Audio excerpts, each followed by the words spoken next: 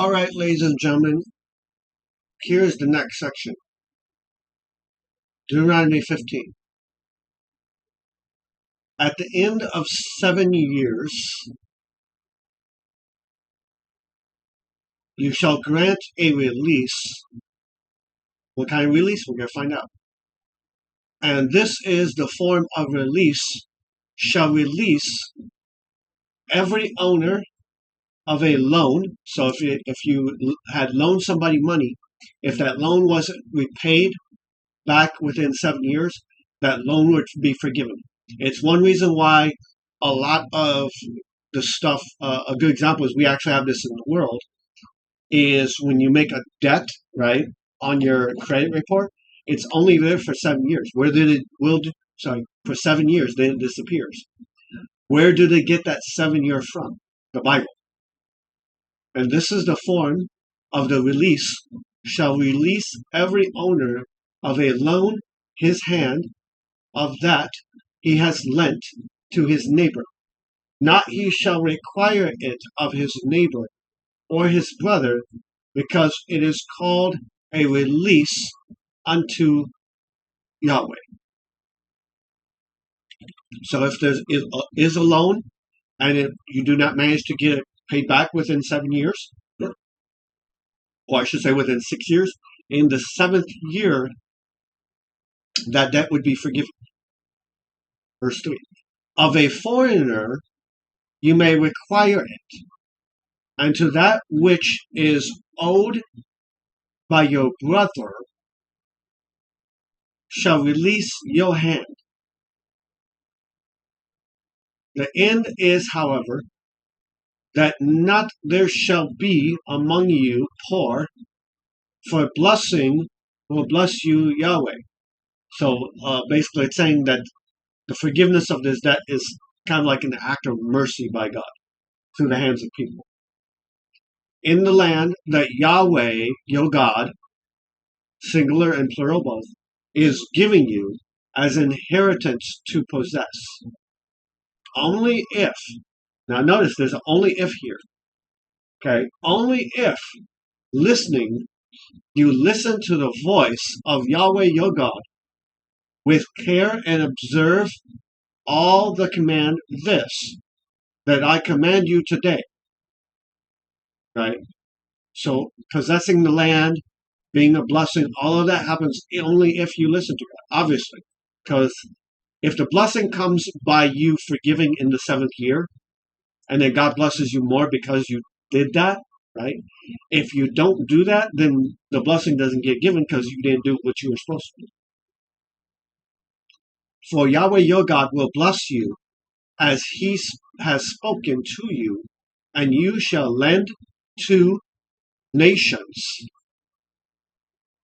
Many. You shall lend to many nations. Right? You shall have lots of resources to be able to help others. Not you shall borrow, and you shall reign over nations many, and over you not they shall reign. Okay, so that's the first one. That's the 7-year forgiveness, is what I call that.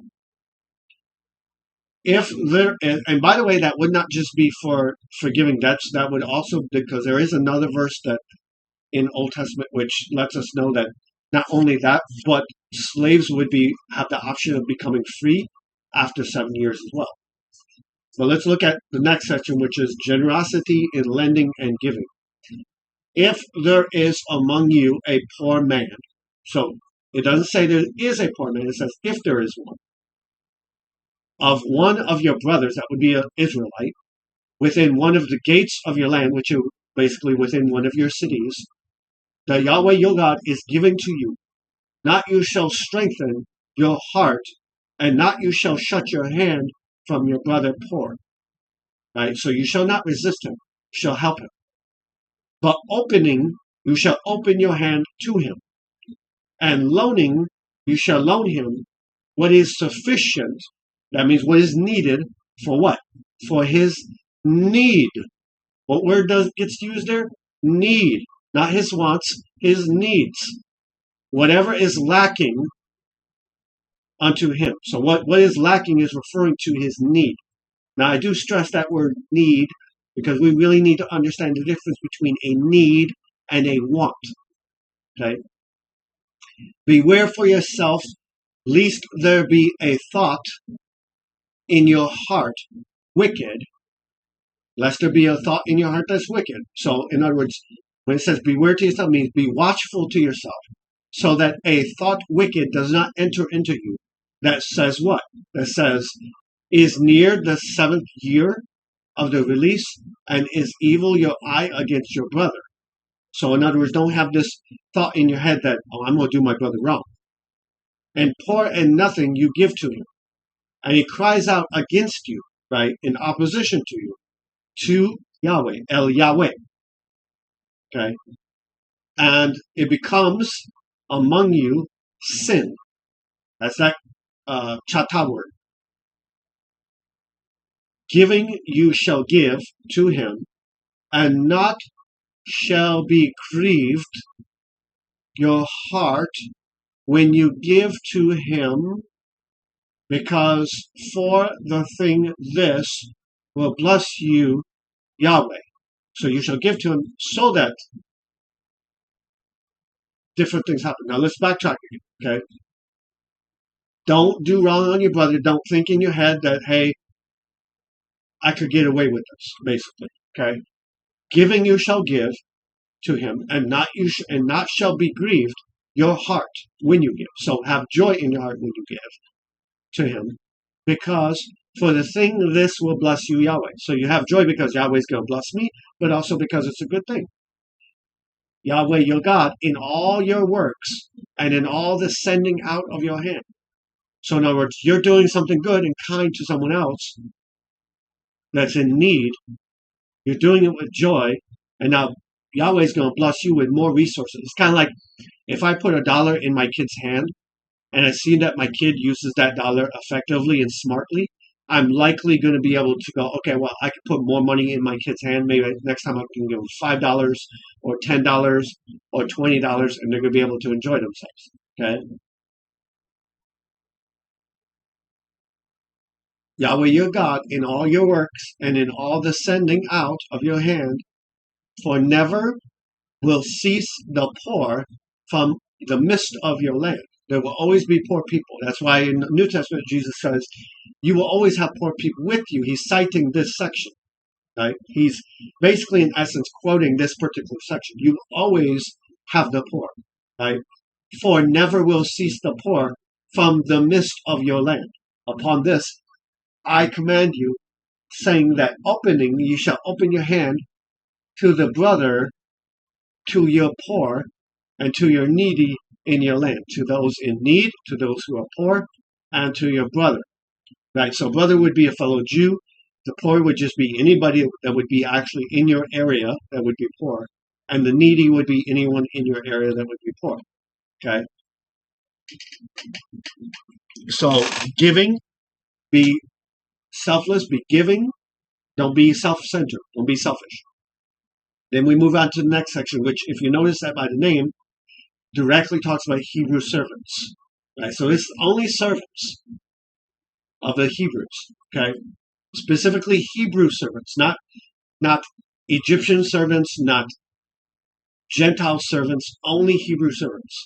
And it says, if is sold to you, your brother, a Hebrew, or a Hebrewess, and he has served you 6 years, right? This is the section I was talking about. And in the 7th year, this is only for Hebrews, but remember that, Israelites. You shall let him go free in the 7th year from you. You shall offer him the option of letting go free. And when you send him free from you, not you must send him empty-handed. You can't send him away with nothing. Furnishing, you shall furnish him from your flock, right, that's your animals, and from your threshing floor, that would be your grains, and from your wine presses, that would be your wines, that which has blessed you with Yahweh your God, you shall give to him. Okay? So kind of like, you helped me work towards this, you helped me acquire these things, so I'm going to give you a portion of this to go with you. And you shall remember that a slave you were in the land of Egypt, and redeemed you, Yahweh, your God. Thus, upon thus, I command you the thing this today. Okay. So in other words, you're doing the same thing for your fellow brothers and sisters that Yahweh in Egypt did for you, that during the time that he established, although it wasn't 7 years, it was 400 years, he freed you from Egypt. Okay. And it shall come to pass that if, conditional statement, if he says to you, this is the Hebrew servant, if he says to you, not I will go away from you, because he loves you, and since your house, it is good to him with you, right? That means he's treated and loved, and he enjoys being in your presence with you. Then you shall take an awl and thrust it through his ear. This would be like a piercing in his ear. And to the door, he shall be your servant forever. Okay. So this would be the idea of, so let me break it down, paraphrase it for you. Okay? In the 7th year, Hebrews were allowed to give their servants, who are Hebrews, a option of becoming free and going about their way, that their charge would be done. We see this principle with Isaac when he works for Rachel and I think it's Isaac anyway. Yeah, when he works for Rachel and Leah. Okay, I think, don't quote me on the name because I'm pretty sure it's Isaac, but it might be. I know Jacob and Isaac. I think I'm trying to remember which one's which. I'm getting stupid here for a moment. Isaac is the son of Abraham. So Jacob is the son of Isaac. Yeah, and I think it's Isaac is the one that gets Rachel and Leah. So if you remember when Isaac does it, again, don't quote me on it because you know what? I'm getting stupid. I want to go look this up. Yeah. I was right. So it is Isaac. Yep. Isaac and Rebecca and Leah. Yep. So I was right on the names. I was like, why does Jacob come in my head? I was like, what? All right. So my point being that Isaac works for Rachel for 7 years. That 7-year thing is what this is talking about here, right? Although Laban is not a necessarily, I believe, not a Jew necessarily. I don't quote me on that part because I'm pretty sure I don't know. But I do know that he serves other gods. That part I know. Because at one point when Rachel takes the false god statues from Laban's house, and Isaac doesn't know about it, that's how I know that. Laban serves other gods. Okay. And when he comes and talks to, I believe it's when he comes and talks to Isaac, he talks about his gods, but then when he talks about Isaac's God, he says your God, not our God, right? So he doesn't recognize Yahweh as his God. So that's why I don't think he's a Hebrew. Nevertheless, the context is during the 7 years, on the 7th year, you were given the option to become free. And then it says here that if that freedom is offered and the servant loves you and the servant wants to continue being in your home, then you are to take I think this is like some sort of piercing thing, something that you would put in their ear and thrust it through his ear. This does not mean into the ear hole. This means into the ear lobe, kind of like an ear piercing. Okay.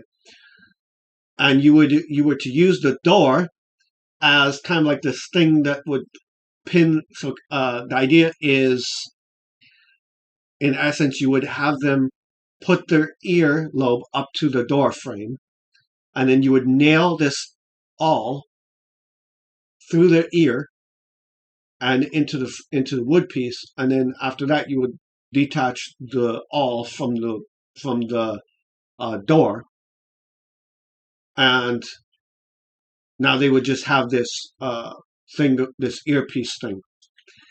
And So let's go see if we can find out what this is. Okay, so as you see on the screen, okay, I want you guys to understand what this all thing is. What it is you bore the servant's ear with an awl. It is a ceremonial act of voluntary lifelong servitude. So when someone would see this piercing in a Hebrew's ear, it meant that that servant belonged to that person forever. Okay, it's permanent devotion. And I want to see if I can get an image of it for you specifically. So let's move over to images. So as you see here, it's a big piece of metal. It's not small. It would be this thing here that although that is large as all get out. But this is right here, this one that I'm hovering over right here, with the thing. This is what it looks like. You will see other areas doing it, like they do it here with this little piece of thing and pierce through it. But it would not be like this. It would not be like a stone. It would be more like a needle that would sit through the ear. So kind of like a pointy needle or nail that would sit through the lower part of the ear. Okay. So the closest. What? Oh, that's why. Okay. So the closest one that would look like it would be this thing right here, and they would just pierce it. But there might be, I would also say there would be some sort of like thing that would sit through the ear to keep it pierced so it doesn't close back up, just as you would with a earring. Okay. So that's what I want to tell you guys. So now we'll go back to Deuteronomy 15. Okay. And so this piercing that they would do in the ear, they would use the door as like something to hold it against. And he shall be your what? Forever servant. And to your maidservant you shall do likewise. Okay, likewise. Right? So it didn't matter whether it's male or female Hebrew. Same thing. Not it shall seem hard in your eyes when you send him away free from you, for double he has been worth of a hireling in serving you 6 years, and will bless you, Yahweh your God, in all that you do. Right? So you give them an offering. Hey, after 6 years, hey, you can go free. If they stay, they stay. If they go, they go. Either way it goes, God honors you. Yahweh your God blesses you. Okay. Now we're moving on to the next section. So I want to relay that last piece to you in a different way. I want you to think of it like this, okay? If I own a business and I hire a worker, okay? And that worker works for me for a certain amount of time, but then let's say 5 years later, they say, I was given a better option at another job. I want to take that job. The idea is you don't get pissed off at them. You don't get angry at them. You don't get bitter at them.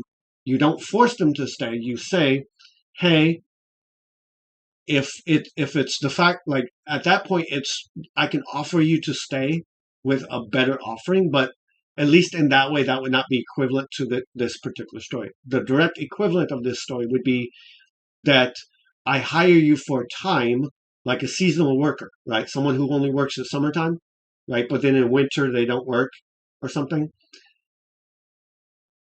Kind of like how we have seasonal work today, okay? And the idea is after this certain amount of time, you would be offered up to be freed from that job, right? The closest thing I could think of, although I don't like using as example, is like the presidency, how the presidency is for 4 years, right? After 4 years, that term is done, right? Just like here, the term for the Hebrew is done after 6 years, it's done. Okay. In the 7th year, they're allowed to go free. And just like a president who can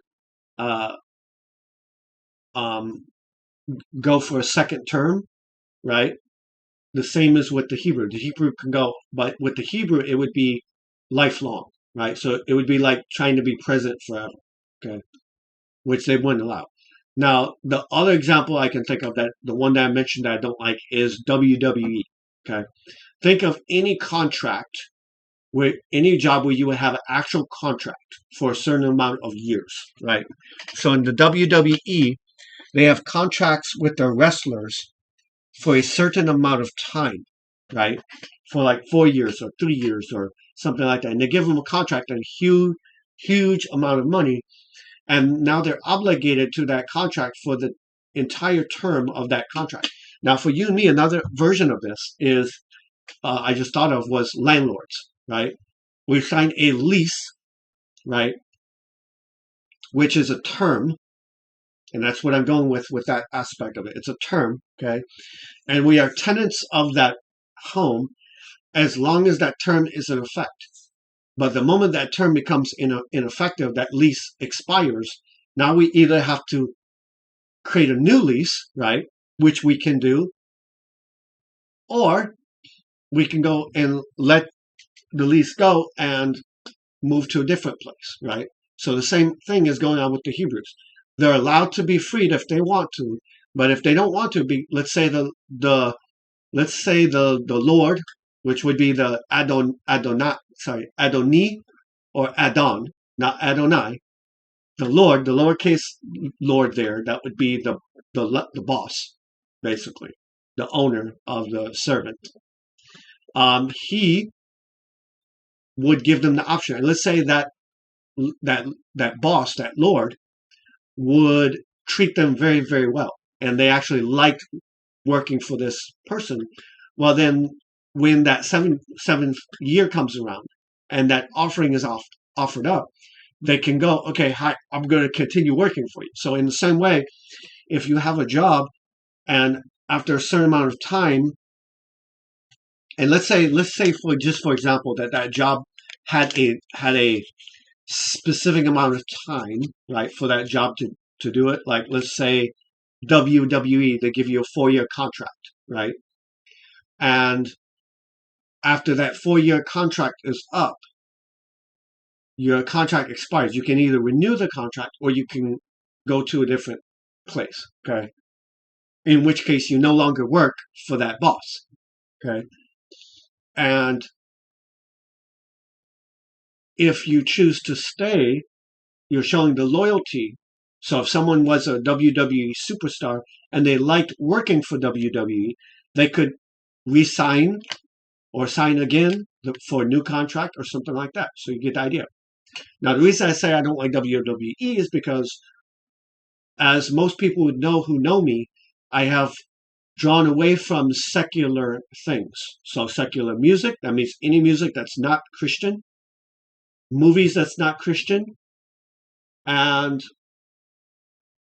pretty much anything that's not Christian. I don't like it. I don't want to be around it. I don't want to have anything to do with it. All the firstborn that come from your herd and your flock. So now we're moving on to the next section. So hopefully I relayed that to you, okay? All the firstborn, that would be the actual firstborns that come from your herd and your flock, the male, you shall sanctify to Yahweh. That means sanctify, to set it apart as special to Yahweh your God. Not you shall do work with the firstborn. So that firstborn of that herd would not ever be put out to work, right? So an example, a firstborn of a sheep, that sheep would never be worked at all for any reason. A firstborn cow would not be worked for any reason. Okay? This would be animals that would not work at all. They would be held as special, separate, sanctified. Okay? With the firstborn of your herd, and not shear. So now they're talking about specifically with a sheep. What would you not do? You would not shear the firstborn of its fur at all. Specifically its wool. So like a sheep, you would not cut its wool, right? before the face, that means in the presence of Yahweh your God, you shall eat it year by year in the place that chooses Yahweh. So this specific animal is set aside as a special offering. The firstborn would not be worked, right? It would not become dirty or injured or anything like that. It would be set apart, sacred and sanctified, and you were to eat it year by year in the place that Yahweh has chooses for you and your house. So who's your house? Everybody that lives under your house. Or I should say in your house. But if there is in it, that means in this firstborn, a blemish, right? A lameness or a blindness. So if the animal is lame, has one leg, or you know, is disabled, or it's blind, or something, right? Or any blemish, serious, not you shall sacrifice it to Yahweh your God. It cannot be a sacrificial offering. That's why Christ has to be the sacrificial offering for us, and we cannot be the sacrificial offering for ourselves. Okay? Within your gates, my alarm went off, sorry. Within your gates, you may eat it, the clean and unclean alike, as a gazelle and a deer. So who's the ones that can eat it? Clean people, in the eyes of God, ritualistic clean, and the unclean can eat it. Only its blood not you shall eat. On the ground you shall pour the blood like water. Okay? So not much going on in this one either. This is going to be the premise for the most part. As we go through Deuteronomy, there's going to be a lot of it where it's just historical information and information as far as dealing with the Israelites. That at least for the most part, you'll be able to understand the Israelites better. Okay? That's going to be something that's highly important. But at least in this part of the Old Testament, a lot of this is not going to apply to you. Okay? Or me for that matter. So anyway, guys, love you, be blessed, and see you at the next recording.